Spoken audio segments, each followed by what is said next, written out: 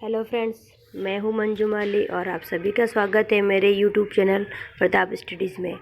दोस्तों, पिछले वीडियो में हमने बात करी थी आरपीएससी फर्स्ट ग्रेड एग्ज़ाम के पैटर्न और सिलेबस के बारे में। यदि आप आरपीएससी फर्स्ट ग्रेड एग्ज़ाम का सिलेबस डाउनलोड करना चाहते हैं तो पिछले वीडियो के डिस्क्रिप्शन बॉक्स में मैंने लिंक दिया है, वहाँ से आप दोनों पेपर का सिलेबस डाउनलोड कर सकते हैं। आज से हम स्टार्ट करने जा रहे हैं आरपीएससी फर्स्ट ग्रेड एग्ज़ाम में पूछे गए साइकोलॉजी और पेडागोजी से संबंधित क्वेश्चन। डेली हम 150 क्वेश्चन डिस्कस करेंगे। तो चलिए शुरू करते हैं।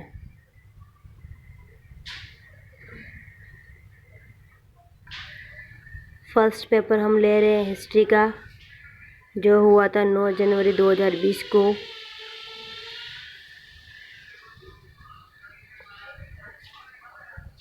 इसका पहला क्वेश्चन है क्वेश्चन नंबर 94। शैक्षिक प्रक्रिया में मुख्य तत्व है। ऑप्शन नंबर फर्स्ट अधिगमकर्ता, शिक्षक, अधिगम अनुभव।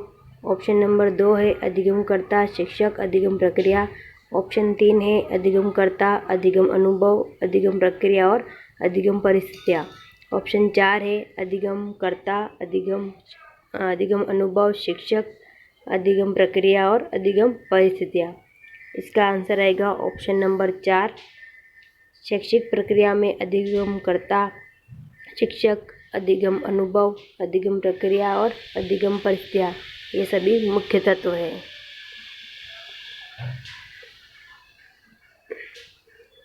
अगला क्वेश्चन है क्वेश्चन नंबर 95। शिक्षा मनोविज्ञान वैज्ञानिक विधि से प्राप्त किए जाने वाले मानव प्रतिक्रियाओं के उन सिद्धांतों के प्रयोग को प्रस्तुत करता है जो शिक्षण और अधिगम को प्रभावित करते हैं। यह कथन दिया है एलिस क्रो ने। ऑप्शन नंबर 3 सही आंसर रहेगा। Question number 96। उस विधि का नाम बताइए जो भविष्यवाणियों के अतिरिक्त कथन कारण सिद्धांत पर आधारित है। किसी भी कथन के कारण को स्पष्ट करने के लिए हम कौन सी विधि का प्रयोग कर सकते हैं? ऑप्शन नंबर 4 प्रयोगात्मक विधि। प्रयोगात्मक विधि से भविष्यवाणी भी की जा सकती है।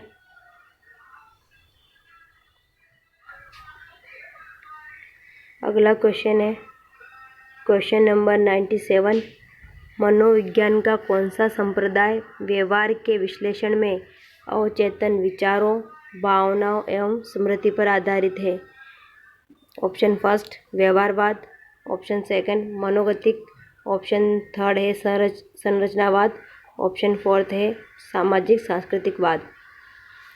यह आंसर रहेगा ऑप्शन नंबर 2 मनोगतिक संप्रदाय व्यवहार के विश्लेषण में अवचेतन विचारों, भावनाओं और स्मृति पर आधारित है। अगला क्वेश्चन है क्वेश्चन नंबर 98। अधिगम के संज्ञानात्मक क्षेत्र सिद्धांत का प्रतिपादन किसने किया?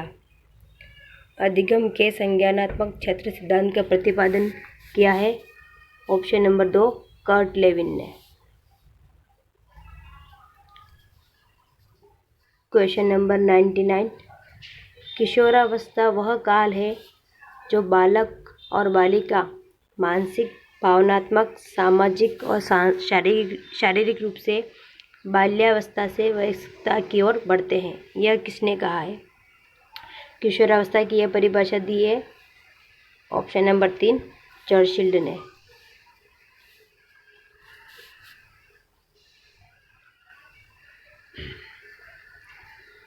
Question number 100। निम्नलिखित में से किसने किशोरावस्था से संबंधित अध्ययन किए हैं? किशोरावस्था से संबंधित अध्ययन किए हैं स्टैनले हॉल ने।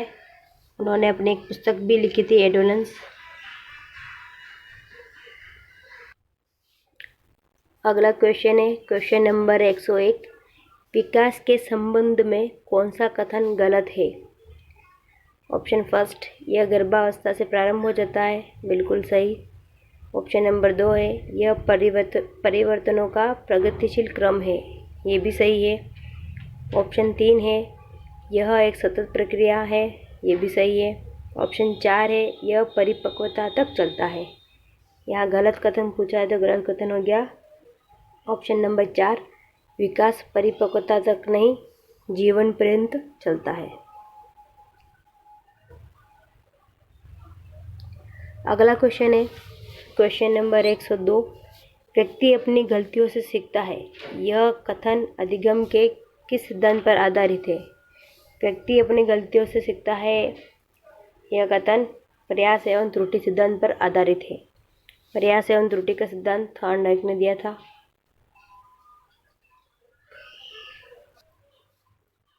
अगला क्वेश्चन है क्वेश्चन नंबर 103, निम्न में से कौन सा कथन सत्य नहीं है? ऑप्शन फर्स्ट, वृद्धि एक जैविक प्रक्रिया है, ये सही है। ऑप्शन सेकंड, शिक्षण एक लक्ष्य उन्मुख प्रक्रिया है, ये भी सही है। ऑप्शन थर्ड है, अधिगम जीवन भर चलने वाली प्रक्रिया है, ये भी सही है। ऑप्शन फोर्थ है, विकास एक मात्रात्मक प्रक्रिया है। यह ऑप्शन नंबर 4 गलत रहेगा, क्योंकि विकास एक मात्रात्मक प्रक्रिया नहीं, गुणात्मक प्रक्रिया है।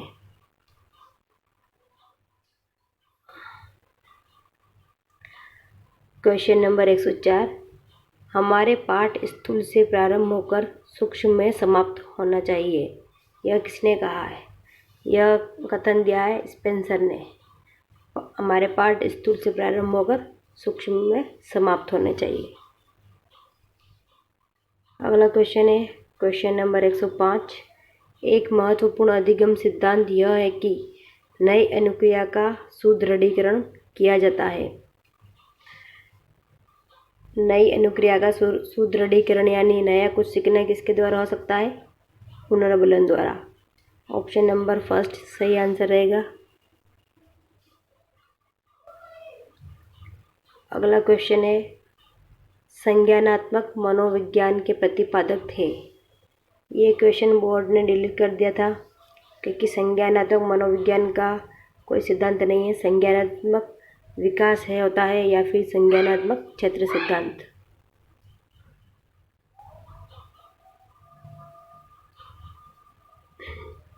अगला क्वेश्चन है क्वेश्चन नंबर 107, अधिगम प्रक्रिया में समस्यात्मक परिस्थिति का प्रत्यय किसने दिया?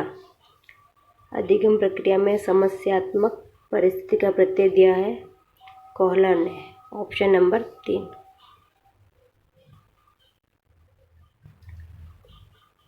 क्वेश्चन नंबर 108, व्यवहारवाद मनोविज्ञान को बनाता है। व्यवहारवाद मनोविज्ञान को एक विज्ञान बनाता है। अगला क्वेश्चन है क्वेश्चन नंबर 109, मानसिक स्वास्थ्य विज्ञान नियमों का समूह है जो व्यक्ति को स्वयं तथा दूसरों के साथ शांति से रहने के योग्य बनाता है। यह किसने कहा है? मानसिक स्वास्थ्य की यह परिभाषा दी है कोलसनिक ने।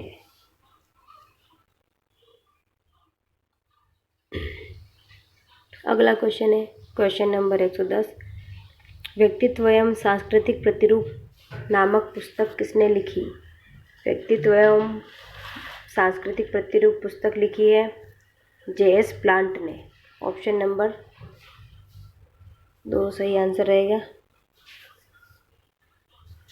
अगला क्वेश्चन है क्वेश्चन नंबर 111,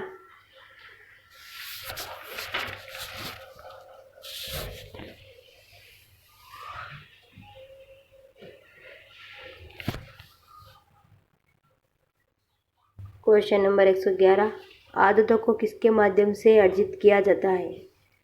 आदतों को किससे अर्जित किया जाता है? पुनरावृत्ति द्वारा। किसी भी व्यवहार को हम बार बार दोहराते तो वो हमारी आदत बन जाता है। अगला क्वेश्चन है क्वेश्चन नंबर 112, कोलमैन के अनुसार भावनात्मक बुद्धि के कितने भाग होते हैं? कोलमैन ने भावनात्मक बुद्धि के 5 भाग बताए हैं। पहला है स्व जागरूकता, दूसरा सामाजिक जागरूकता, तीसरा स्वनियमन, चौथा है आत्म अभिप्रेरण, 5वां है सहानुभूति। ऑप्शन नंबर फर्स्ट सही आंसर रहेगा। क्वेश्चन नंबर 113, किसी वस्तु या कार्य से जुड़ी भावनाएं हैं।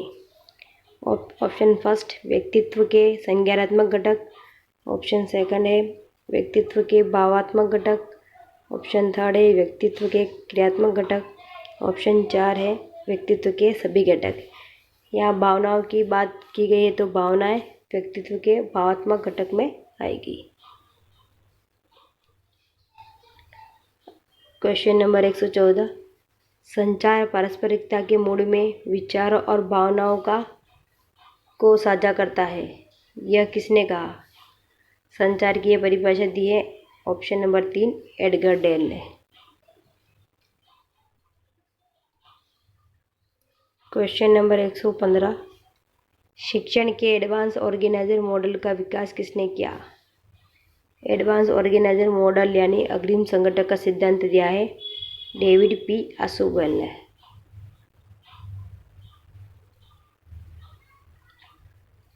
क्वेश्चन नंबर 116, चार्ट बनाते समय किस सोपान को ध्यान में रखना चाहिए? ये क्वेश्चन बोर्ड ने डिलीट कर दिया था। इसके सारे ऑप्शन लगभग सही हैं। क्वेश्चन नंबर 117, एक शिक्षण प्रतिमान के कितने तत्व हैं? वैसे तो 5 पढ़ने में आता है, पर यह क्वेश्चन भी बोर्ड ने डिलीट कर दिया था।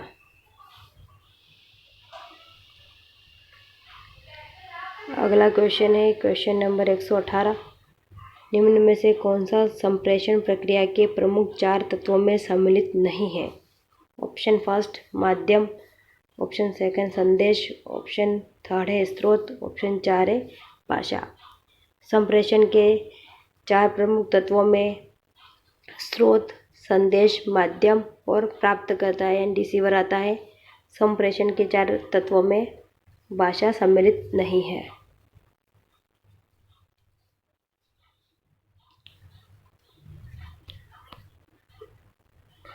अगला क्वेश्चन है क्वेश्चन नंबर 119, निम्न में से कौन सा इंटरनेट नेटवर्क का घटक नहीं है?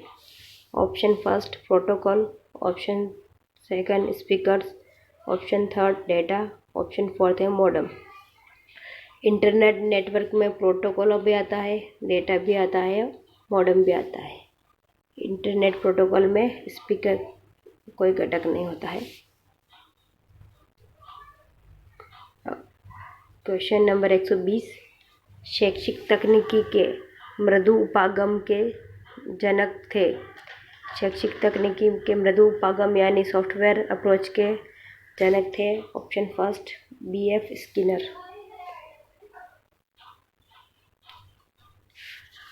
अगला क्वेश्चन है क्वेश्चन नंबर 121, इस रूप में कंप्यूटर सहाय अधिगम अधिकाधिक प्रयोगी होता है। कंप्यूटर असिस्टेड लर्निंग का उपयोग सबसे ज़्यादा किसमें होता है? ऑप्शन फर्स्ट यांत्रिक वातावरण में प्रशिक्षण लेना, ऑप्शन सेकंड समूह अधिगम में, ऑप्शन थर्ड व्यक्तिगत सीखने की गति के साथ अधिगम अनुभव प्रदान करना, ऑप्शन 4 है शिक्षकों की कमी के समय। इसका आंसर रहेगा option number 3 computer assisted learning यानी कंप्यूटर सहाय अधिगम व्यक्तिगत सीखने की गति के साथ अधिगम अनुभव प्रदान करने में अधिक उपयोग होता है। अगला क्वेश्चन है क्वेश्चन नंबर 122, सीसीटीवी का पूरा नाम है closed circuit television. Option number 2 सही आंसर रहेगा। इस पेपर का लास्ट क्वेश्चन है क्वेश्चन नंबर 123, शिक्षा में शिक्षण मशीन का विकास किसने किया? शिक्षा में शिक्षण मशीन का विकास क्या है? SL प्रेसी ने।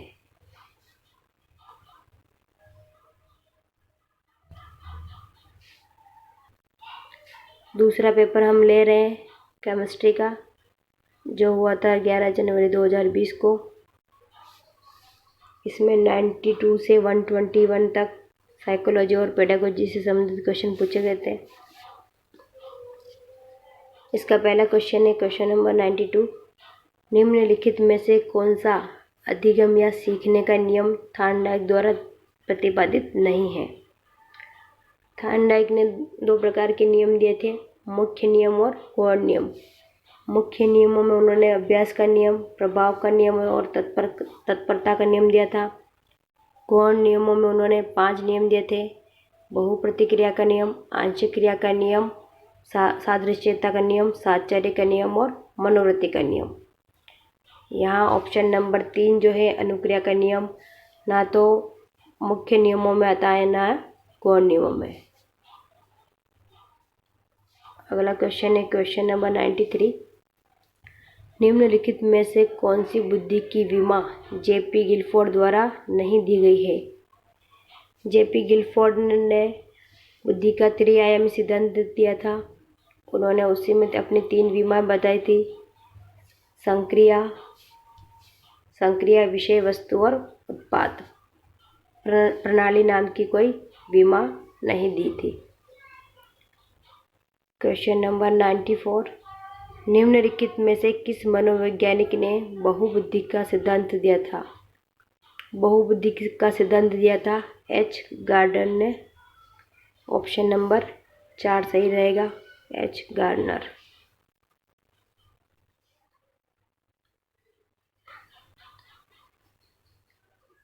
अगला क्वेश्चन है क्वेश्चन नंबर 95। यह विश्वास की बुद्धि एक सामान्य मानसिक योग्यता है। निम्नलिखित में से किस मनोवैज्ञानिक के कार्य का परिणाम है? इसका आंसर रहेगा ऑप्शन नंबर 1 बिने।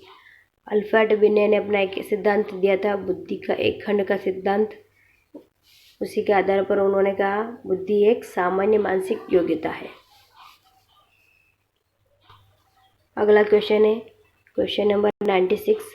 वाइगोत्स्की के अनुसार निम्नलिखित में से कौन से उपकरण एक व्यक्ति के संज्ञानात्मक विकास में सहायता करते हैं? यहाँ ऑप्शन नंबर 1 सही आंसर रहेगा, सामाजिक और सांस्कृतिक उपकरण वाइगोत्स्की के अनुसार संज्ञानात्मक विकास में सहायता करते हैं। Question number 97। निम्नलिखित में से कौन सा पद या शब्द शिक्षण अधिगम प्रक्रिया में कंप्यूटर के अनुप्रयोग को प्रदर्शित नहीं करता है? क्वेश्चन ऑप्शन नंबर 1 कंप्यूटर कार्यप्रणाली अधिगम यानी कंप्यूटर वर्किंग लर्निंग। पहला ही ऑप्शन गलत है। अगले ऑप्शन है ऑप्शन नंबर 2 कंप्यूटर सहायक अधिगम। ऑप्शन 3 है कंप्यूटर प्रबंधित अधिगम, कंप्यूटर प्रबंधित अनुदेशन। यहाँ ऑप्शन नंबर 1 कंप्यूटर कार्य प्रणाली अधिगम कंप्यूटर के अनुप्रयोग को प्रदर्शित नहीं करता है। बाकी computer assisted learning, computer managed learning और कंप्यूटर मैनेज्ड इंस्ट्रक्शन, ये तीनों ही कंप्यूटर के अनुप्रयोग को प्रदर्शित करते हैं। अगला क्वेश्चन है क्वेश्चन नंबर 98। निम्नलिखित में से श्रव्य दृश्य सामग्री का उदाहरण कौन सा है? टेप रिकॉर्डर श्रव्य सामग्री है, चार्ट दृश्य सामग्री है, रेडियो श्रव्य सामग्री है, टेलीविज़न जो है श्रव्य दृश्य सामग्री है। Question number 99। निम्नलिखित में से कौन सा पद प्रणाली उपागम में सम्मिलित नहीं है? ऑप्शन 1 प्रणाली मॉड्यूल, ऑप्शन 2 है प्रणाली विश्लेषण, ऑप्शन 3 है प्रणाली प्रारूप एवं विकास, ऑप्शन 4 है प्रणाली संक्रिया या संचालन एवं मूल्यांकन। यहाँ ऑप्शन 1 जो है प्रणाली मॉड्यूल प्रणाली उपागम में सम्मिलित नहीं है। प्रणाली उपागम में सॉफ्टवेयर और हार्डवेयर तकनीक दोनों को सम्मिलित रूप से प्रयोग किया जाता है। हार्डवेयर तकनीक में शैक्षिक तकनीकी यानी उपकरण द्वारा सीखना और सॉफ्टवेयर तकनीक में मनोवैज्ञानिक सिद्धांत आते हैं। Question number 100। कंप्यूटर सहायक अनुदेशन यानी कंप्यूटर असिस्टेड इंस्ट्रक्शन का शिक्षण अधिगम प्रक्रिया में अनुप्रयोग निम्नलिखित में से किस उद्देश्य की संप्राप्ति है? कंप्यूटर सहायक अनुदेशन से हम संज्ञानात्मक उद्देश्य को प्राप्त कर सकते हैं। ऑप्शन नंबर 1 सही आंसर रहेगा। Question number 101। CIET का पूरा नाम निम्न में से क्या है? CIET का पूरा नाम है central institute of educational technology, केंद्रीय शैक्षिक प्रौद्योगिकी संस्थान। ऑप्शन नंबर फर्स्ट सही आंसर रहेगा। क्वेश्चन नंबर 102, शिक्षा के 3 केंद्र बिंदु कौन कौन से हैं? शिक्षा के 3 केंद्र बिंदु है शिक्षार्थी, शिक्षक और विषय वस्तु।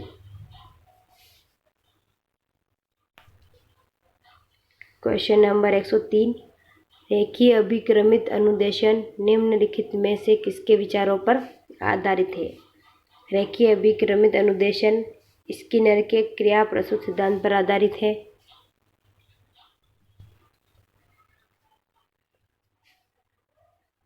क्वेश्चन नंबर 104, निम्नलिखित में से कौन सा निर्माणवाद उपागम का प्रकार है? निर्माणवाद उपागम में बालक अपने अनुभूति द्वारा ज्ञान और समझ का निर्माण करता है। निर्माणवाद उपागम सामाजिक और व्यक्तिगत दोनों प्रकार का हो सकता है। या निर्माणवाद उपागम का प्रकार पूछा है तो ऑप्शन नंबर फर्स्ट सही आंसर रहेगा। सामाजिक उपागम निर्माणवाद उपागम का एक प्रकार है। अगला क्वेश्चन है क्वेश्चन नंबर 105, स्वमूल्यांकन निम्नलिखित में से किसके सिद्धांतों पर आधारित है? अभी हमने बात की थी निर्माणवाद उपागम व्यक्तिगत और सामाजिक दोनों प्रकार का होता है। स्वमूल्यांकन जो है निर्माणवाद सिद्धांत पर आधारित है।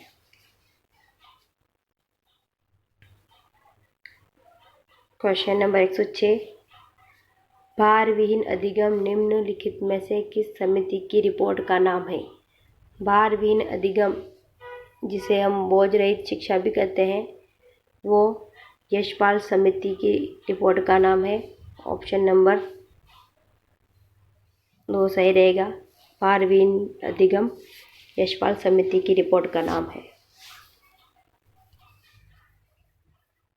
क्वेश्चन नंबर 107, अधिगम के व्यवहारात्मक सिद्धांतों के अनुसार निम्नलिखित में से कौन सा कथन अधिगम के विषय में सही है? अवलोकन और मापन नहीं किया जा सकता, ये कथन गलत है। अधिगम का अवलोकन और मापन किया जा सकता है। व्यक्तिनिष्ठ मनोवैज्ञानिक विधियों द्वारा मापन किया जाता है, ये गलत है। अधिगम के व्यवहारात्मक सिद्धांतों के अनुसार अधिगम का व्यक्तिनिष्ठ मनोवैज्ञानिक विधियों द्वारा मापन नहीं किया जाता है। ऑप्शन थर्ड है, वस्तुनिष्ठ तरीके से अवलोकन और मापन किया जा सकता है, यह सही है। ऑप्शन थर्ड है, अंतर्वेशन विधि द्वारा मापन किया जाता है, यह कथन भी गलत है। इस क्वेश्चन में सही कथन पूछा तो इसका आंसर रहेगा ऑप्शन नंबर थर्ड। अधिगम का वस्तुनिष्ठ तरीके से अवलोकन और मापन किया जा सकता है, ये सही है। क्वेश्चन नंबर 108, टोली शिक्षण निम्नलिखित में से किस परिस्थिति को कहा जाता है? टोली शिक्षण की परिभाषा पूछी गई है।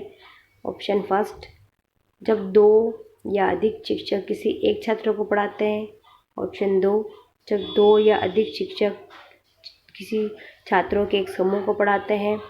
या ऑप्शन नंबर 2 ही सही रहेगा, जब 2 या अधिक शिक्षक छात्रों के एक समूह को पढ़ाते हैं तो उसी को टोली शिक्षण कहते हैं। अगला क्वेश्चन है क्वेश्चन नंबर 109, निम्नलिखित में से कौन सी कोहलबर्ग द्वारा प्रतिपादित नैतिक विकास सिद्धांत की एक अवस्था नहीं है?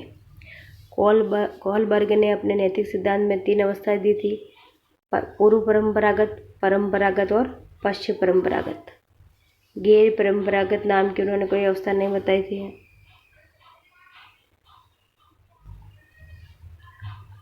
क्वेश्चन नंबर 110, निम्नलिखित में से कौन सा अध्यापकों के मानसिक स्वास्थ्य में सुधार में सहायक है? ऑप्शन फर्स्ट, उच्च नैतिक आशाएं। ऑप्शन सेकंड है विद्यालय के मुख्याध्यापक का लचीलापन। ऑप्शन थर्ड है व्यावसायिक अभिक्षमता की कमी। ऑप्शन फोर्थ है एक तंत्रीय प्रशासन। इसका आंसर रहेगा ऑप्शन नंबर 2, विद्यालय के मुख्याध्यापक का लचीलापन जो है अध्यापकों के मानसिक स्वास्थ्य में सुधार में सहायक है। अगला क्वेश्चन है क्वेश्चन नंबर 111। MOOC का पूरा नाम निम्नलिखित में से क्या है? MOOC का पूरा नाम है massive open online courses. Option number 2 सही आंसर रहेगा, मैसिव ओपन ऑनलाइन कोर्सेस।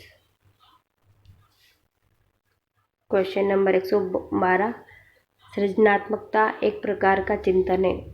सृजनात्मकता किस प्रकार के चिंतन है? अपसारी प्रकार का चिंतन है। Question number 113। निम्नलिखित में से कौन सा अधिगम स्थानांतरण का एक सिद्धांत है? ऑप्शन फर्स्ट समरूपत्व का सिद्धांत, ऑप्शन सेकंड है अनुबंधन का सिद्धांत, ऑप्शन थर्ड है समूह कारक का सिद्धांत, ऑप्शन फोर्थ है बहुकारक का सिद्धांत।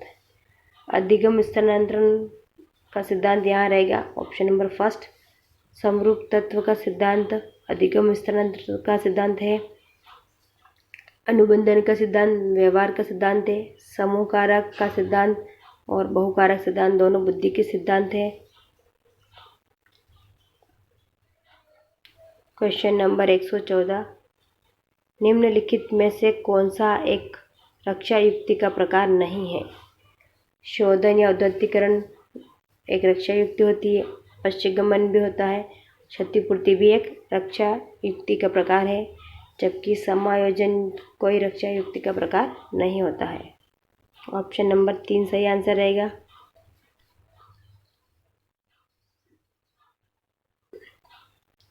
Question number 115। समीपस्थ विकास का समप्रत्यय किसके द्वारा प्रतिपादित किया गया? समीपस्थ विकास का समप्रत्यय जिसे ZPD का सिद्धांत भी कहते हैं, यह दिया है वाइगोस्की ने। ऑप्शन नंबर 2 सही आंसर रहेगा।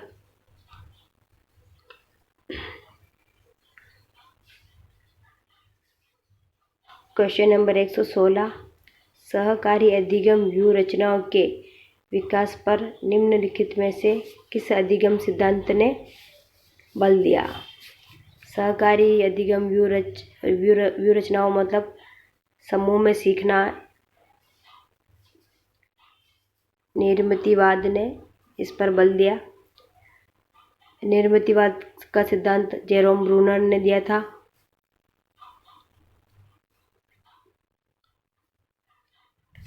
Question number 117। निम्नलिखित में से कौन सी अधिगम परिस्थिति आभासी अधिगम वातावरण का रूप नहीं है?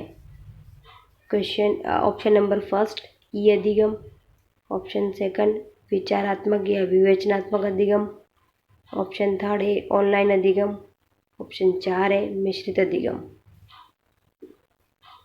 यहाँ पे ऑप्शन नंबर 2 जो है विचारात्मक या विवेचनात्मक अधिगम आभासी अधिगम वातावरण का रूप नहीं है। ई लर्निंग, ऑनलाइन लर्निंग और ब्लेंडेड लर्निंग ये तीनों ही आभासी अधिगम वातावरण के रूप हैं। अगला क्वेश्चन है क्वेश्चन नंबर 118। निम्नलिखित में से क्या एक अधिगम प्रबंधन प्रक्रम या प्रणाली का प्रकार नहीं है? एडमूडो, ब्लैकबोर्ड, डोसिबो और मूडल। यहाँ ब्लैकबोर्ड जो है LMS लर्निंग मैनेजमेंट सिस्टम का प्रकार नहीं है, जबकि एडमूडो, डोसिबो और मूडल तीनों ही LMS के प्रकार हैं। एडमूडो, डोसिबो और मूडल ऑनलाइन टीचिंग के प्लेटफॉर्म हैं। Question number 119। रिचर्ड सचमैन के द्वारा निम्नलिखित में से कौन सा शिक्षण प्रतिमान प्रतिपादित किया गया? रिचर्ड सचमैन ने पूछताछ द्वारा शिक्षण प्रतिमान दिया था, इसे प्रच्छा प्रतिमान भी कहते हैं।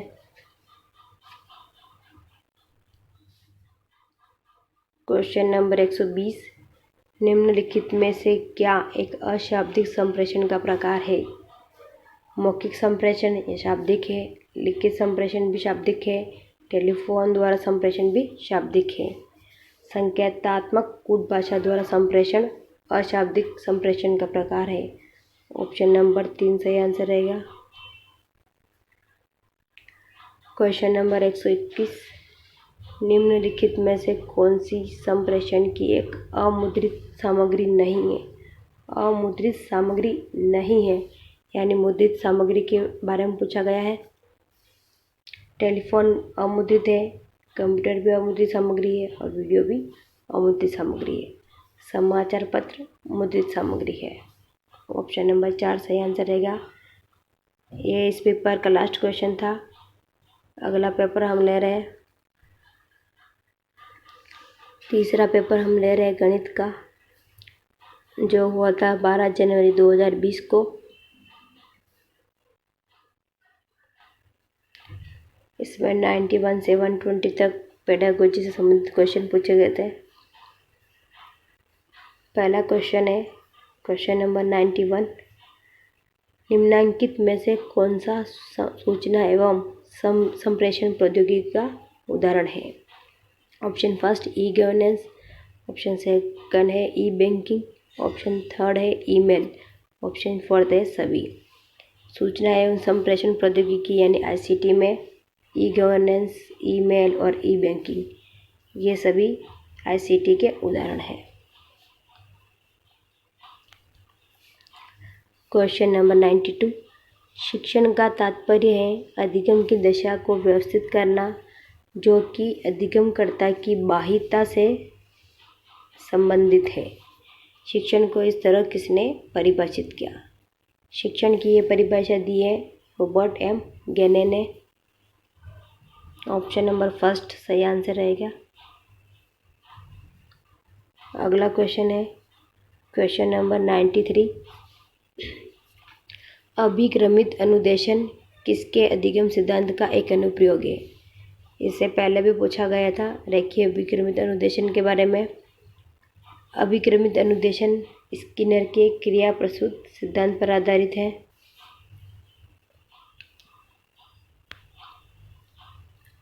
अगला क्वेश्चन है क्वेश्चन नंबर 94, शिक्षण का आधारभूत प्रतिरूप के प्रणेता है? शिक्षण का आधारभूत प्रतिरूप यानी बेसिक टीचिंग मॉडल दिया है ग्लेसर ने। ऑप्शन नंबर थर्ड है।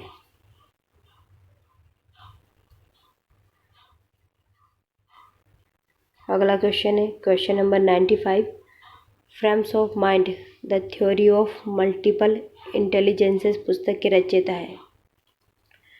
इस पुस्तक के रचयिता है एच गार्डनर। एच गार्डनर ने बहुबुद्धि का सिद्धांत दिया था। इसी पुस्तक में उन्होंने अपने बहुबुद्धि सिद्धांत की व्याख्या की थी। या कन्फ्यूजन के लिए एच और जे गार्डनर दोनों दे दिए गए हैं। बहुबुद्धि का सिद्धांत एच गार्डनर ने दिया था। Question number 96, simulation social skill teaching जो कि शिक्षण के व्यवहार को परिमार्जित करने की एक तकनीक है के प्रणेता है? Simulation social skill teaching and SST के प्रणेता है क्रुकशंक। SST क्रुकशंक। क्वेश्चन नंबर 97, अर्थपूर्ण शाब्दिक अधिगम व उच्च संगठक की अवधारणा से संबंधित सिद्धांत किसकी देन है? अर्थपूर्ण शाब्दिक अधिगम, उच्च संगठक या अग्रिम संगठक या फिर एडवांस ऑर्गेनाइजर थ्योरी। इन तीनों का आंसर एक ही है, डेविड पी आशुबेल। ऑप्शन नंबर 3 सही आंसर रहेगा। क्वेश्चन नंबर 98, निम्नांकित में से क्या कंप्यूटर की अस्थायी मेमोरी के रूप में जानी जाती है? कंप्यूटर की अस्थायी मेमोरी, टेम्परेरी मेमोरी या वोलेटाइल मेमोरी रैम को कहा जाता है। रोम स्थायी मेमोरी होती है। क्वेश्चन नंबर 99, निकटस्थ विकास का क्षेत्र ZPD की अवधारणा किसके द्वारा दी गई?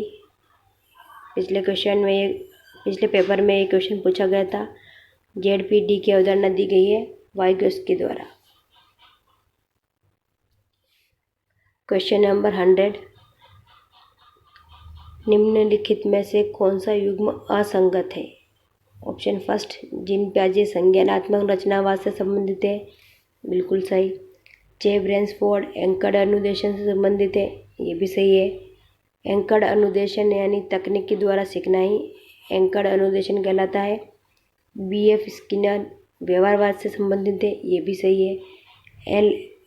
एल.एस. वाइगोस्की व्यक्तिवाद रचनावाद से संबंधित है, ये गलत ऑप्शन है, क्योंकि वाइगोस्की व्यक्तिगत रचनावाद से नहीं, सामाजिक रचनावाद से संबंधित है। क्वेश्चन नंबर 101, निम्नलिखित में से कौन सा बुद्धि का सिद्धांत प्रक्रिया उन्मुखी सिद्धांत की श्रेणी में नहीं आता है? प्रक्रिया उन्मुखी सिद्धांत में बुद्धि की व्याख्या कारकों के रूप में नहीं करके एक प्रक्रिया के रूप में की जाती है। यहाँ ऑप्शन नंबर फर्स्ट जो है स्पीयरमैन का सिद्धांत प्रक्रिया उन्मुखी सिद्धांत नहीं है।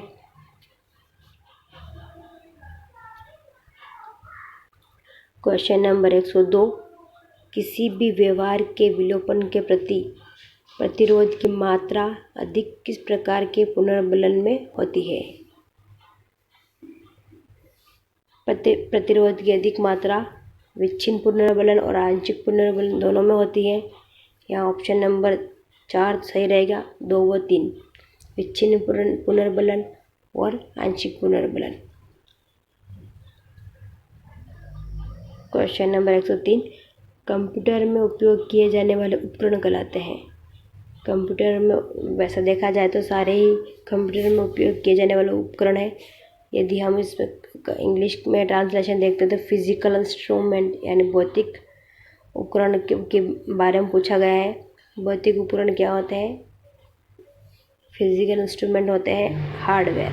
कंप्यूटर में उपयोग किए जाने वाले फिजिकल इंस्ट्रूमेंट होते हैं हार्डवेयर कहलाते हैं। 104, निम्नलिखित में से यूटिलिटी सॉफ्टवेयर कौन सा है? वर्ड प्रोसेसर, DBMS, स्प्रेडशीट और लिंकर।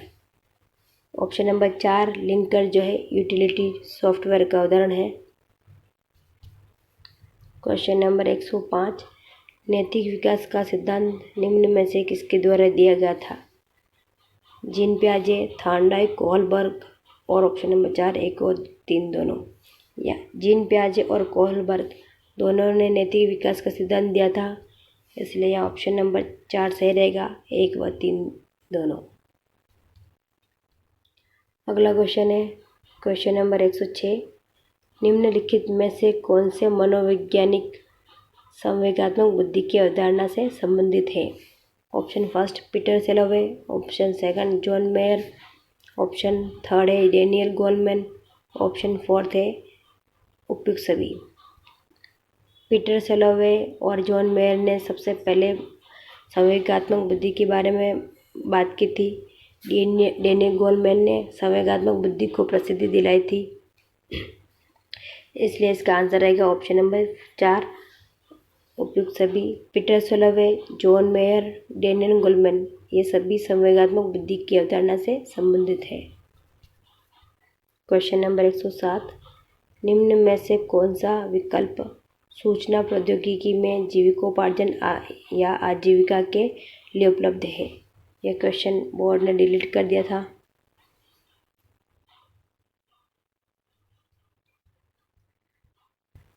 अगला क्वेश्चन है क्वेश्चन नंबर 108, शिक्षण में व्यवहारवाद की रचना किसने की? शिक्षण में व्यवहारवाद की रचना की थी वाटसन ने। ऑप्शन नंबर फर्स्ट सही आंसर रहेगा। क्वेश्चन नंबर 109, व्यक्ति एवं वातावरण के मध्य अंतर संबंध की प्रकृति की व्याख्या हेतु जीवन क्षेत्र की अवधारणा किसने दी थी? जीवन क्षेत्र की अवधारणा दी थी कर्ट लेविन ने। कर्ट लेविन ने अपने संज्ञानात्मक क्षेत्र सिद्धांत में जीवन क्षेत्र की अवधारणा दी थी।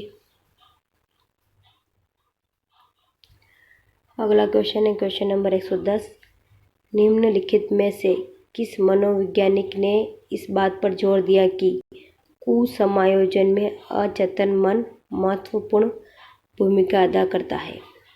अचेतन मन की भूमिका के बारे में बताया था सिगमंड फ्रायड ने। Option number 2। क्वेश्चन नंबर 111, शिक्षा के उद्देश्य को प्राप्त करने के लिए निम्न में से किसकी विशेष भूमिका है? ऑप्शन फर्स्ट विद्यालय भवन, ऑप्शन सेकंड है खेल का मैदान, ऑप्शन थर्ड है पुस्तकालय, ऑप्शन 4 है सभी। यह आंसर रहेगा ऑप्शन नंबर 4 सभी।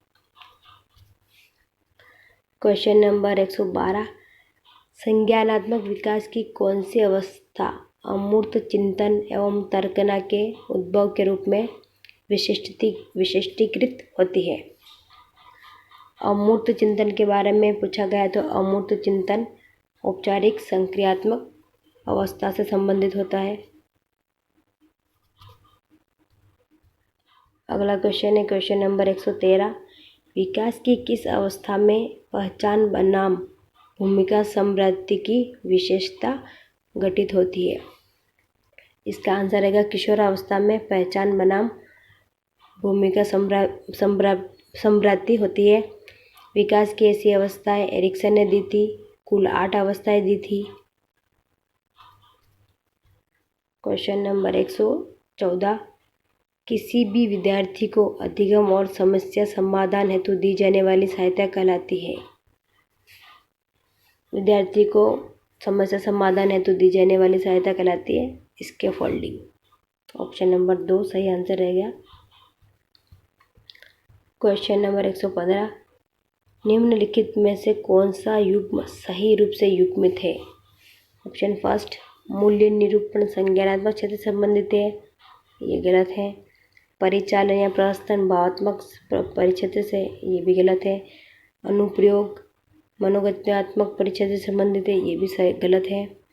चारित्रीकरण भावात्मक परिक्षेत्र से संबंधित है, ये सही युग्म है। चारित्रीकरण भावात्मक परिक्षेत्र से संबंधित है। क्वेश्चन नंबर 116, निर्देशित परामर्श को की संज्ञा भी दी जाती है? ऑप्शन फर्स्ट परामर्शदाता केंद्रित परामर्श, ऑप्शन सेकंड है आदेशात्मक परामर्श, ऑप्शन थर्ड है समस्या केंद्रित परामर्श, ऑप्शन फोर्थ है उपयुक्त सभी। इसका आंसर रहेगा ऑप्शन नंबर 4 उपयुक्त सभी। निर्देशित परामर्श सभी को निर्देशित परामर्श की संज्ञा दी जा सकती है या दी जाती है। क्वेश्चन नंबर 117, शिक्षण का प्रारूप हो सकता है? शिक्षण का प्रारूप प्रशिक्षण भी हो सकता है, अनुबंधन भी हो सकता है, अनुदेशन और प्रतिपादीकरण भी हो सकता है। इसलिए आंसर रहेगा ऑप्शन नंबर 4 उपयुक्त सभी। अगला क्वेश्चन है क्वेश्चन नंबर 118, एन फ्लैंडर्स द्वारा प्रतिपादित अंतःक्रिया विश्लेषण तकनीक किसको परिमार्जित एवं बेहतर बनाने हेतु प्रयोग में लाया जाता है? इसका आंसर रहेगा ऑप्शन नंबर फर्स्ट शाब्दिक व्यवहार को बेहतर बनाने के लिए फ्लैंडर्स द्वारा प्रतिपादित अंतःक्रिया विश्लेषण तकनीक काम में ली जाती है। क्वेश्चन नंबर 119, श्रव्य दृश्य सामग्री को वर्गीकृत करने हेतु अनुभव शंकु का प्रारूप किसके द्वारा प्रतिपादित किया गया? अनुभव शंकु का प्रारूप दिया था एडगर डेल ने। ऑप्शन नंबर 2 सही आंसर रहेगा। अगला क्वेश्चन है क्वेश्चन नंबर 120, इस पेपर का लास्ट क्वेश्चन है, निम्नलिखित में से कौन सा कथन असत्य है? अधिगम एक प्रक्रिया है, बिल्कुल सही। अधिगम परिपक्वता से संबंधित नहीं है, ये ऑप्शन ही गलत हो जाएगा। तीसरा ऑप्शन है संवेग हमारी क्रिया को निर्देशित करता है, यह सही है। लास्ट ऑप्शन है अधिगम अभ्यास एवं प्रशिक्षण से संबंधित है, ये भी सही है। यहाँ गलत कथन पूछा जाता, अधिगम परिपक्वता से संबंधित होता है, यहाँ नहीं दिए गए हैं।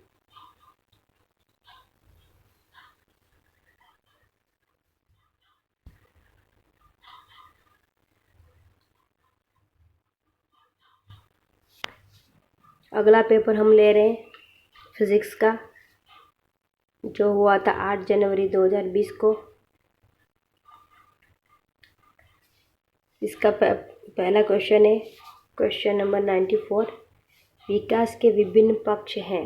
ऑप्शन फर्स्ट शारीरिक एवं गति विकास, ऑप्शन सेकंड है संवेगात्मक एवं सामाजिक विकास, ऑप्शन थर्ड है मानसिक एवं संज्ञानात्मक विकास, ऑप्शन फोर्थ है उपरोक्त सभी। इसका आंसर रहेगा ऑप्शन नंबर 4। उपरोक्त सभी विकास के पक्ष हैं। शारीरिक एवं गतिक विकास, संवेगात्मक एवं सामाजिक विकास, मानसिक एवं संज्ञानात्मक विकास। अगला क्वेश्चन है क्वेश्चन नंबर 95। पियाजे के अनुसार निम्नलिखित में से कौन से काल में बालक का लंबाई, क्षेत्रफल और आयतन संरक्षण की समझ विकसित हो जाती है? इसका आंसर रहेगा ऑप्शन नंबर फर्स्ट। मूर्त संक्रियात्मक काल में बालक में लंबाई, क्षेत्रफल और आयतन संरक्षण की समझ विकसित हो जाती है। अगला क्वेश्चन है क्वेश्चन नंबर 96। किशोरावस्था में मार्गदर्शन के लिए शिक्षा में कौन सी व्यवस्था करनी पड़ेगी?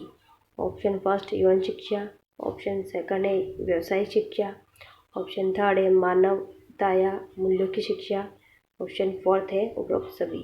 यह आंसर रहेगा ऑप्शन 4 उपरोक्त सभी।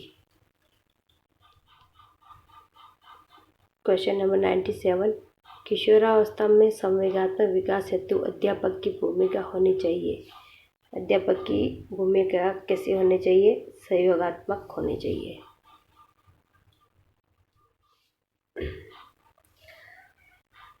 Question number 98। कहने के अनुसार निम्नलिखित में से कौन सा अधिगम का प्रकार नहीं है? गेने ने अधिगम के 8 प्रकार बताए हैं आरोही क्रम में। सबसे पहला है संकेत अधिगम, दूसरा है उद्दीपक अनुक्रिया, तीसरा है श्रृंखला अधिगम, चौथा है शाब्दिक अधिगम, पांचवा है विभेद अधिगम, छठा है संप्रत्य अधिगम, सातवां है सिद्धांत अधिगम, आठवां और सबसे लास्ट सबसे ऊपर रहता है समस्या समाधान अधिगम। यहाँ उद्दीपक अनुक्रिया भी गेने ने दिया है, संप्रत्य भी दिया है और समस्या समाधान भी है।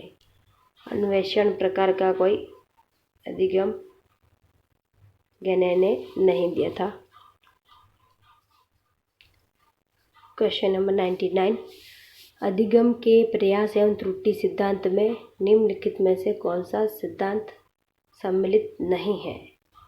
प्रयास एवं त्रुटि का सिद्धांत दिया था थॉर्नडाइक ने। उन्होंने अपने मुख्य नियमों में तत्परता नियम, अभ्यास का नियम और प्रभाव का नियम दिया था। यहाँ पे ऑप्शन नंबर 3 जो है उद्दीपन गलत रहेगा। ये प्रयास व त्रुटि के सिद्धांत में नहीं आता है। Question number 100। किशोरावस्था में निम्नलिखित में से किस विकास के क्षेत्र को अधिक संवेदनशील माना है? किशोरावस्था में संवेगात्मक विकास को संवेदनशील माना है। ऑप्शन नंबर 4 सही आंसर रहेगा। अगला क्वेश्चन है क्वेश्चन नंबर 101। निम्नलिखित में से कौन सी अधिगम की सर्वाधिक प्रभावशाली विधि है? ऑप्शन फर्स्ट करके सीखना, 2 है व्याख्यान, ऑप्शन 3 है रटकर सीखना, ऑप्शन 4 है कंप्यूटर द्वारा सीखना। अधिगम की सर्वाधिक प्रभावशाली विधि है करके सीखना। Question number 102। निम्नलिखित में से किसी संज्ञानात्मक प्रक्रिया में सम्मिलित नहीं किया जा सकता है? संज्ञानात्मक प्रक्रिया में चिंतन सम्मिलित है, स्मृति भी है और प्रत्यक्षण भी है। संज्ञानात्मक प्रक्रिया में परिपक्वता को सम्मिलित नहीं किया जा सकता है।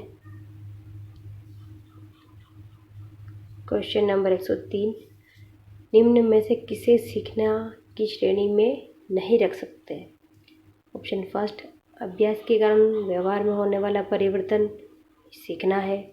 अभ्यास एवं अनुभूति दोनों के कारण व्यवहार में होने वाला परिवर्तन ये भी सीखना में आता है। अभ्यास, अनुभूति एवं अंतर्लोध के कारण व्यवहार में होने वाला परिवर्तन भी सीखना है। ऑप्शन नंबर 4 जो है बीमारी के कारण सीखना, कोई बीमारी के कारण व्यवहार में परिवर्तन सीखने की श्रेणी में नहीं आता है। Question number 104। सीखने का प्रयास एवं त्रुटि का सिद्धांत किसके द्वारा दिया गया? सीखने का प्रयास एवं त्रुटि का सिद्धांत यूँ तो थॉर्नडाइक ने दिया था।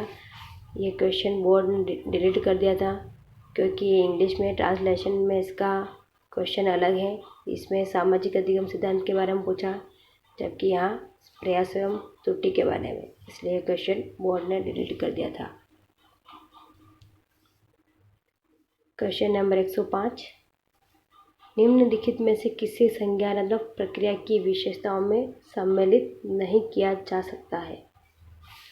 ऑप्शन फर्स्ट है संज्ञानात्मक प्रक्रियाएं सक्रिय होती हैं। ऑप्शन सेकंड है संज्ञानात्मक प्रक्रियाएं दक्ष एवं विशुद्ध होती है। ऑप्शन थर्ड है संज्ञानात्मक प्रक्रियाएं प्रत्यक्ष रूप से प्रक्षणीय होती है। ऑप्शन 4 है संज्ञानात्मक प्रक्रियाएं एक दूसरे से संबंधित होती है। यहाँ ऑप्शन नंबर जो थर्ड है यह गलत रहेगा, क्योंकि संज्ञानात्मक प्रक्रियाएं प्रत्यक्ष रूप से प्रक्षणीय नहीं होती है।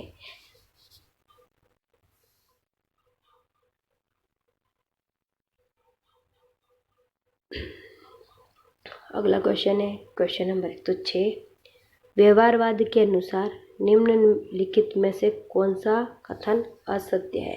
इसमें भी गलत कथन पूछा है। ऑप्शन फर्स्ट, यह अवलोकनीय व्यवहार पर बल देता है, सही है। यह चेतना का विरोध करता है, ये भी सही है। यह वातावरण पर बल देता है, ये भी सही है। यह यानी व्यवहारवाद अंतर्वेशन विधि को स्वीकार करता है, ये गलत है, क्योंकि व्यवहारवाद अंतर्वेशन विधि को स्वीकार नहीं करता है। क्वेश्चन नंबर 107, निम्नलिखित में से कौन सा कारक बालक के अधिगम को प्रोत्साहित नहीं करता है। नंबर 1 शिक्षण विधि। ऑप्शन 2 है अधिगम विषय सामग्री का संगठन। ऑप्शन 3 है विषय सामग्री की अर्थपूर्णता। ऑप्शन 4 है शारीरिक और मानसिक थकान। यहाँ ऑप्शन नंबर 4 सही रहेगा, शारीरिक और मानसिक थकान अधिगम को प्रोत्साहित नहीं करते हैं। अगला क्वेश्चन है क्वेश्चन नंबर 108, शास्त्रीय या क्लासिकल अनुबंध सिद्धांत के संदर्भ में कौन सा कथन सही नहीं है पूछा है। नंबर 1 अधिगम किए गए तथ्य सामान्यतया स्थायी होते हैं। ऑप्शन 2 है अधिगम यानी पुनरावृत्ति पर बल देता है। ऑप्शन 3 है बालकों के भय और दुश्चिंता से छुटकारा दिलाने में अनुप्रयोग किया जाता है। ऑप्शन नंबर 4 है अवबोध और रुचि की भूमिका अत्यंत कम है। या गलत कथन पूछा तो गलत कथन होगा ऑप्शन नंबर फर्स्ट, अधिगम किए गए तथ्य सामान्यतया स्थायी होते हैं। यह गलत रहेगा, क्योंकि अधिगमित किए गए तथ्य जो है परिवर्तनशील होते हैं।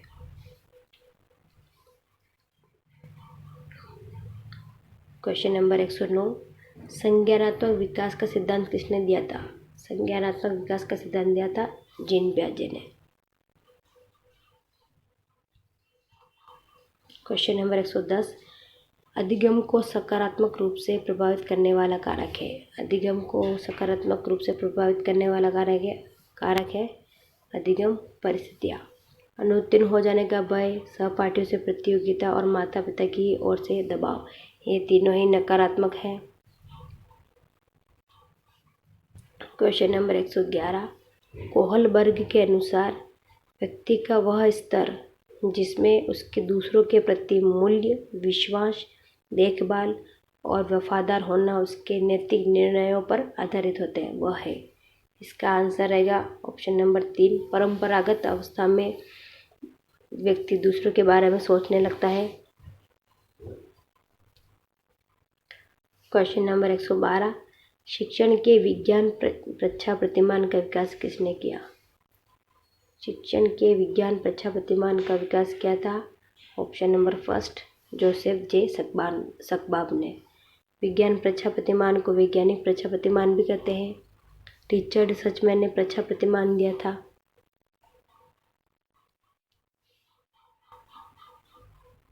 क्वेश्चन नंबर 113, कंप्यूटर सहायक अनुदेशन का उपयोग किया जाता है। कंप्यूटर सहायक अनुदेशन का प्रयोग अनुसंधान में, अनुदेशन सामग्री के विकास में, शिक्षण विधि की प्रभावशीलता जांचने में और उपरोक्त सभी। और अनुदेश कंप्यूटर सहायक अनुदेशन का उपयोग इन सभी में किया जाता है। ऑप्शन नंबर 4 सही आंसर रहेगा। संप्रेषण का अर्थ है परस्पर विचारों तथा भावनाओं की साझेदारी करना। यह कथन किसने दिया है? यह कथन दिया है एडगर डेल ने। क्वेश्चन नंबर 115, निम्नलिखित में से कौन सा विकास की प्रकृति को सही रूप से प्रदर्शित करता है? विकास एक सतत प्रक्रिया है, ये सही है। विकास आनुवंशिकी के कारण होता है, ये गलत है, क्योंकि आनुवंशिकी से प्रभावित होता है, के कारण नहीं होता है। विकास सभी व्यक्तियों में विकास की दर समान होती है, ये कथन गलत है। विकास की जो दर है वो भिन्न भिन्न होती है। विकास विशिष्ट से सामान्य की ओर होता है, ये कथन भी गलत है। विकास सामान्य से विशिष्ट की ओर होता है।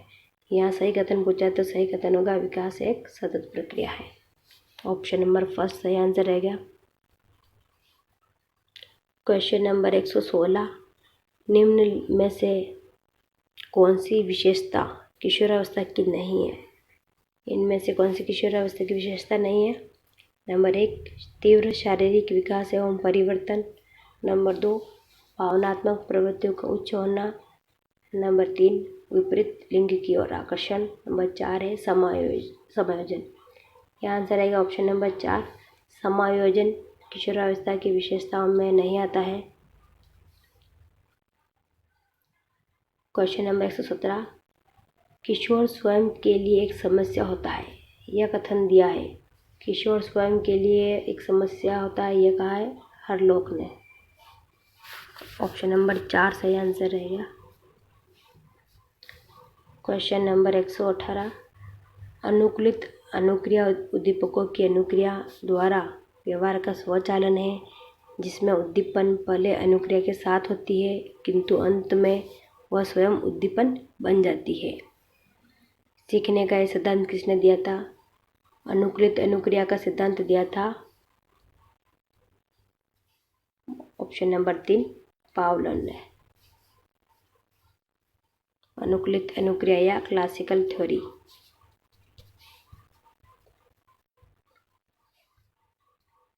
क्वेश्चन नंबर 119, निर्देशन की प्रकृति के विषय में निम्नलिखित में से कौन सा कथन सही नहीं है? गलत कथन पूछा गया है। ऑप्शन नंबर फर्स्ट यह सार्वभौमिक है, बिल्कुल सही। निर्देशन जो है स्वयं की समस्या को हल करने में मदद करता है, ये भी सही है। निर्देशन हमेशा के लिए एक बार की क्रिया है, ये गलत कथन है। चौथा ऑप्शन है निर्देशन करने वाला व्यक्ति दूसरे व्यक्ति के लिए समस्या को हल नहीं करता है। यहाँ गलत कथन पूछा गया तो गलत कथन ऑप्शन नंबर 3 रहेगा। निर्देशन एक बार की क्रिया नहीं है, बार बार होने वाली क्रिया है। क्वेश्चन नंबर 120, परिपक्वता की विशेषता है। ऑप्शन फर्स्ट एक स्वचालित प्रक्रिया। ऑप्शन 2 है वृद्धि की पूर्णता। ऑप्शन 3 है अधिगम का आधार। ऑप्शन 4 है उपरोक्त सभी। यह आंसर रहेगा ऑप्शन नंबर 4 उपरोक्त सभी। परिपक्वता की विशेषताओं में स्वचालित प्रक्रिया, वृद्धि की पूर्णता और अधिगम का आधार, ये सभी आते हैं। इस पेपर का लास्ट क्वेश्चन है क्वेश्चन नंबर 121। लास्ट नहीं है, सॉरी, दो क्वेश्चन और बाकी हैं इसके बाद। मानसिक स्वास्थ्य का अर्थ है वास्तविकता से पर्याप्त सामंजस्य करने की योग्यता, यह कथन दिया है। मानसिक स्वास्थ्य का यह कथन दिया है लेडेल ने। ऑप्शन नंबर 3 सही आंसर रहेगा। अगला क्वेश्चन है क्वेश्चन नंबर 122, निम्नलिखित में से कौन सी विशेषता एक संवेगात्मक बुद्धि के व्यक्ति की नहीं है? ऑप्शन फर्स्ट संवेगों को सही प्रकार से प्रत्यक्षीकरण करने एवं अभिव्यक्त करने की योग्यता, सही है।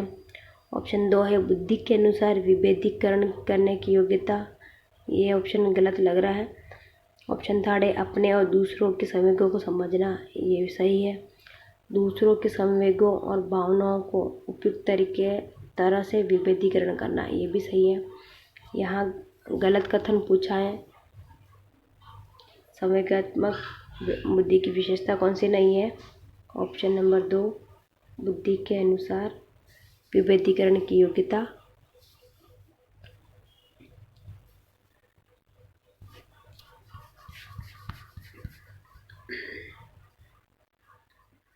इस पेपर का लास्ट क्वेश्चन है क्वेश्चन नंबर 123। भारत में सृजनात्मक परीक्षण की रचना किसने की। इसका आंसर है ऑप्शन नंबर 2 बाकर मेहंदी। बाकर मेहंदी ने भारत में सृजनात्मक परीक्षण की रचना की थी।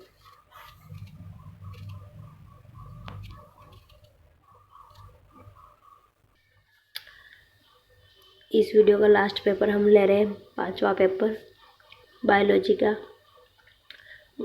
जो हुआ था 7 जनवरी 2020 को। इसमें 92 से 121 तक साइकोलॉजी और आईसीटी से संबंधित क्वेश्चन थे। इसका पहला क्वेश्चन है क्वेश्चन नंबर 92। निम्नलिखित में से कौन सा अच्छे मानसिक स्वास्थ्य का लक्षण नहीं है।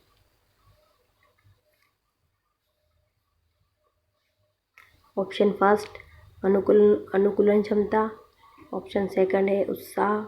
ऑप्शन थर्ड है जीवन मूल्यों एवं स्वयं के दर्शन की कमी। ऑप्शन फोर्थ है संवेगात्मक समायोजन। या मानसिक स्वास्थ्य का लक्षण नहीं है पूछा तो ऑप्शन नंबर 3 सही रहेगा, जीवन मूल्यों एवं स्वयं के दर्शन की कमी मानसिक स्वास्थ्य का लक्षण नहीं है। Question number 93। निम्नलिखित में से कौन सी समायोजन समस्याओं का सामना बौद्धिक रूप से प्रतिभाशाली विद्यार्थियों को करना पड़ सकता है। ऑप्शन फर्स्ट उपलब्ध साथियों से श्रेष्ठता का भाव। ऑप्शन 2 है शिक्षकों द्वारा श्रेष्ठता की मान्यता की कमी।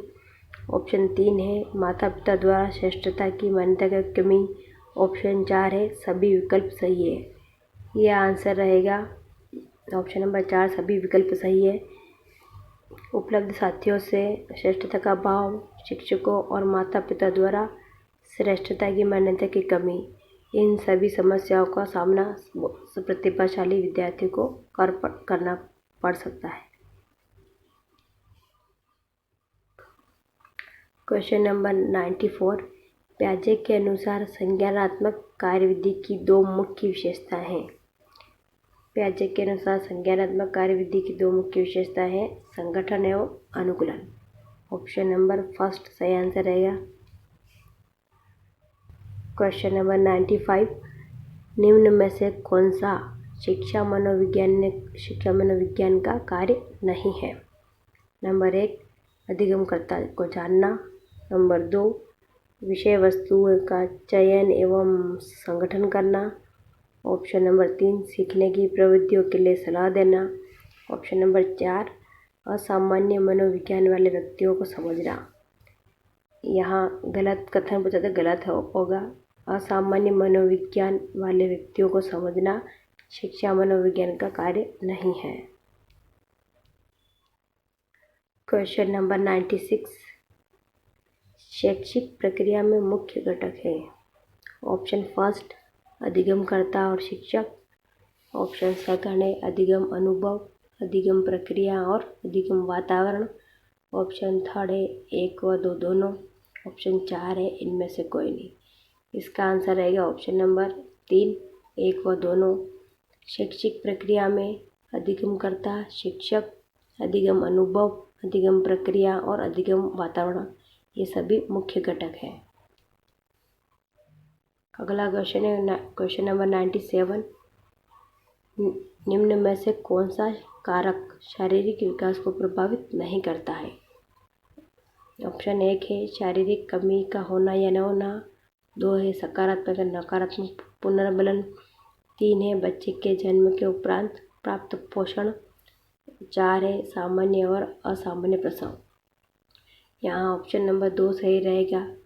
सकारात्मक एवं नकारात्मक पुनर्बलन शारीरिक विकास को प्रभावित नहीं करते हैं। क्वेश्चन नंबर 98 विकास संबंधित है। विकास, वृद्धि, परिपक्वता और आयु इन सभी से संबंधित है।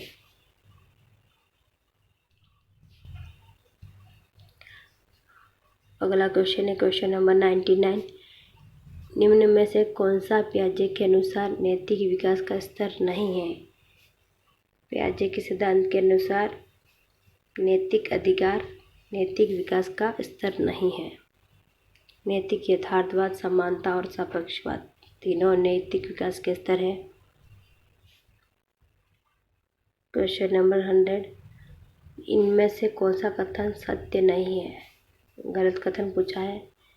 ऑप्शन फर्स्ट आईक्यू के विपरीत सांवेगिक बुद्धि जीवन में सफलता की सर्वोत्तम पूर्व सूचना देती है।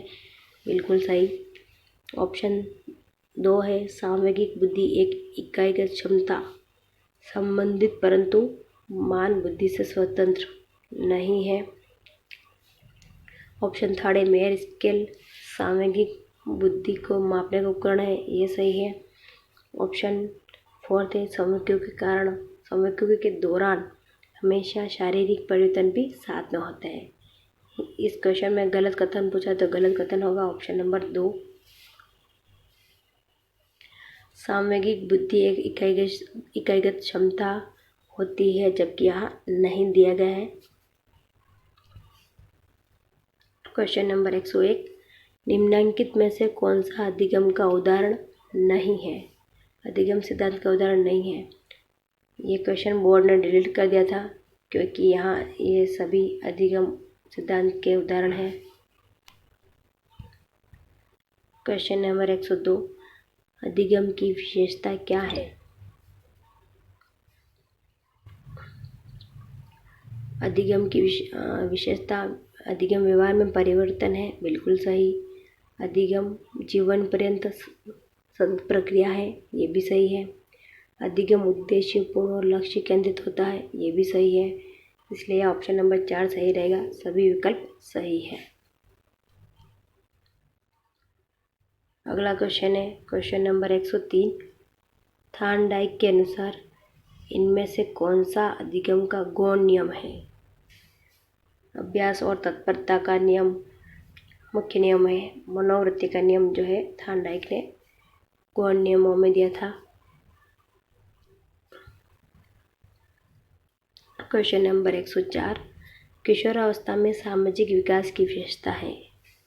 किशोरावस्था में सामाजिक विकास की विशेषता में समूह का निर्माण, मैत्री भावना का विकास और विद्रोह की भावना, ये सभी किशोरावस्था में सामाजिक विकास की विशेषताएं हैं। ऑप्शन नंबर 4 सही आंसर रहेगा।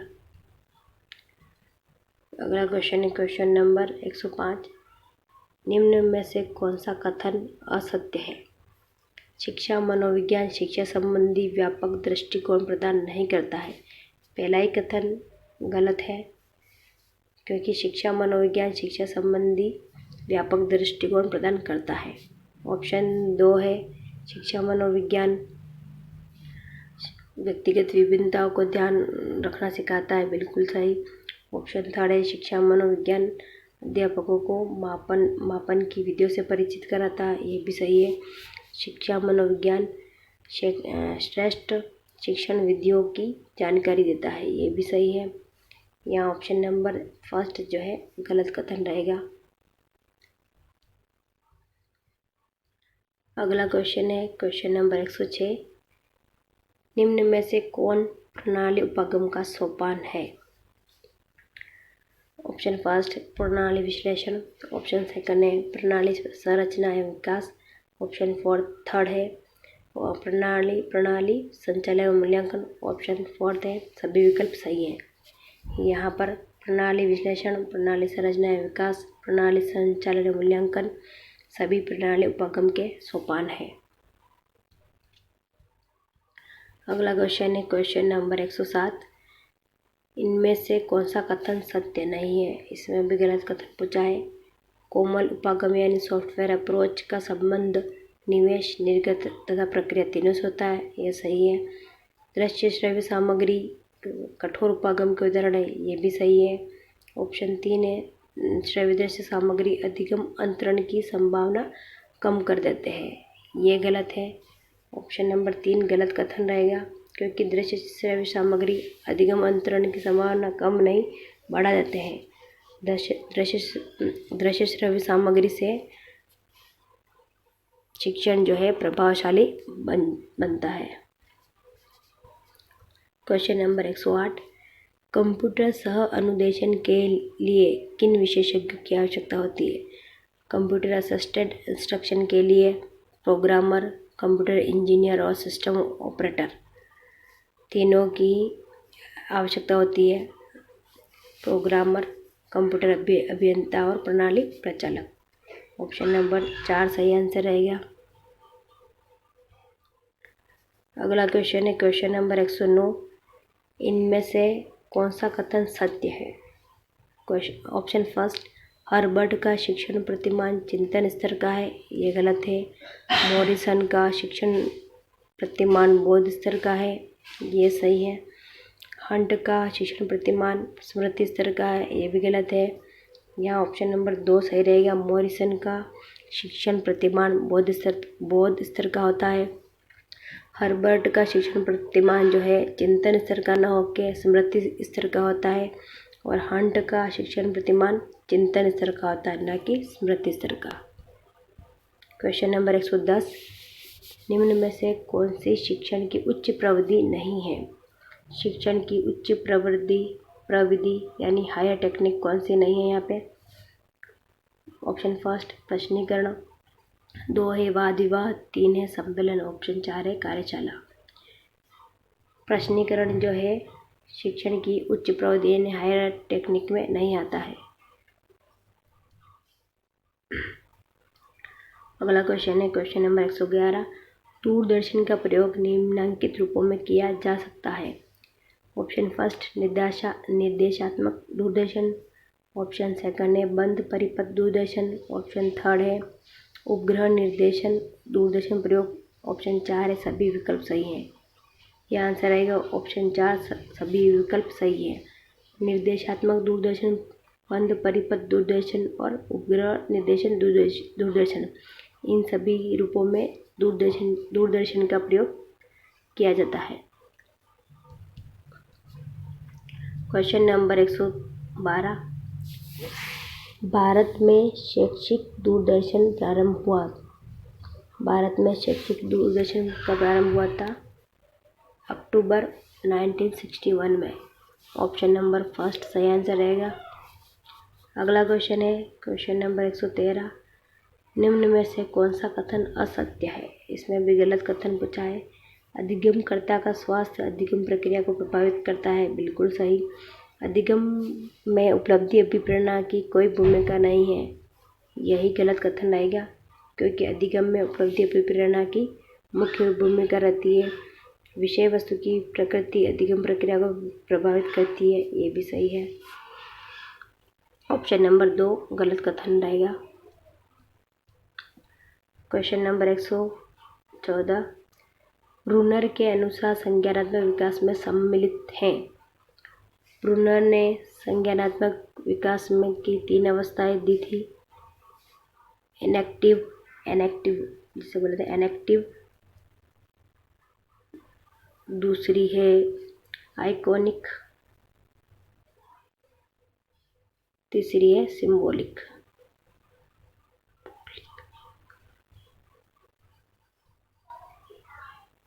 यहाँ पूछा गया है संज्ञानात्मक विकास में सम्मिलित कौन सी है। इनएक्टिव स्टेज को ही हम क्रियात्मक अवस्था या प्रतीकात्मक अवस्था कहते हैं, तो यह आंसर ऑप्शन नंबर फर्स्ट सही आंसर रहेगा।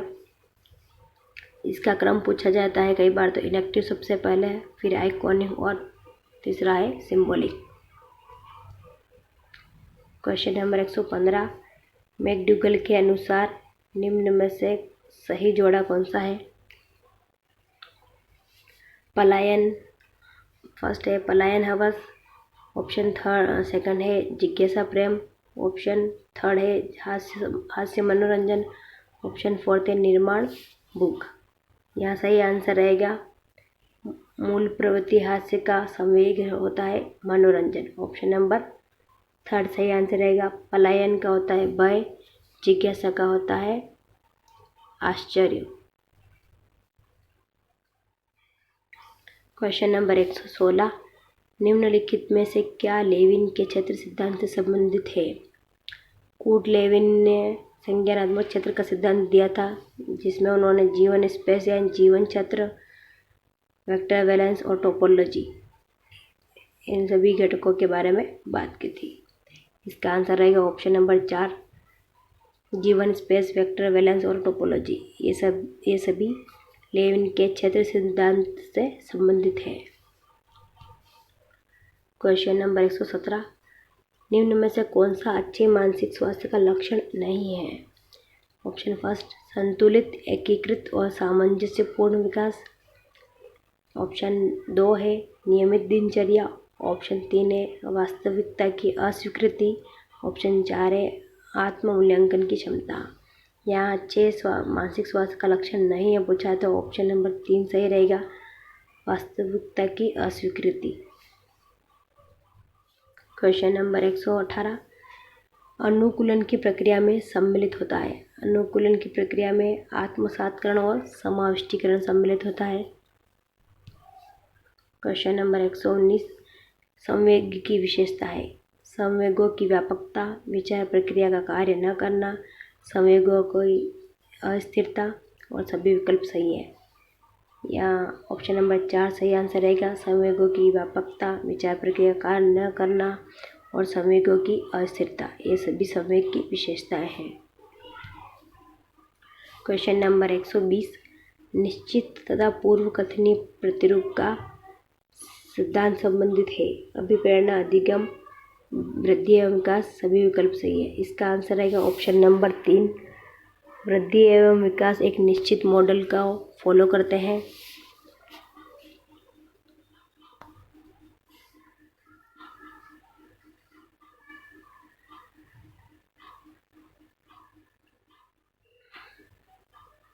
अगला क्वेश्चन है, इस वीडियो का लास्ट क्वेश्चन है और इस पेपर का भी। क्वेश्चन नंबर 121, शिक्षा मनोविज्ञान का महत्व है विकासात्मक विशेषताओं को समझने में, अधिगम की प्रकृति को समझने में, व्यक्तिगत विभिन्नताओं को समझने में। ऑप्शन नंबर 4 है, सभी विकल्प सही है। यहाँ ऑप्शन नंबर 4 सही है, आंसर रहेगा शिक्षा मनोविज्ञान का महत्व विकासात्मक विशेषताओं को समझने में, अधिगम की प्रकृति को समझने में और व्यक्तिगत विभिन्नताओं को समझने में, इन सभी में इसका महत्व होता है। इस वीडियो में हमने टोटल 5 क्वेश्चन पेपर सॉल्व करे हैं। हर एक पेपर से 30 क्वेश्चन करे थे। टोटल हमारे 150 एंड 150 क्वेश्चन कंप्लीट हो चुके हैं। कल के वीडियो में हम अगले 150 क्वेश्चन डिस्कस करेंगे। यदि ये वीडियो आपको अच्छा लगा हो तो प्लीज़ लाइक और सब्सक्राइब ज़रूर करें। Thank you.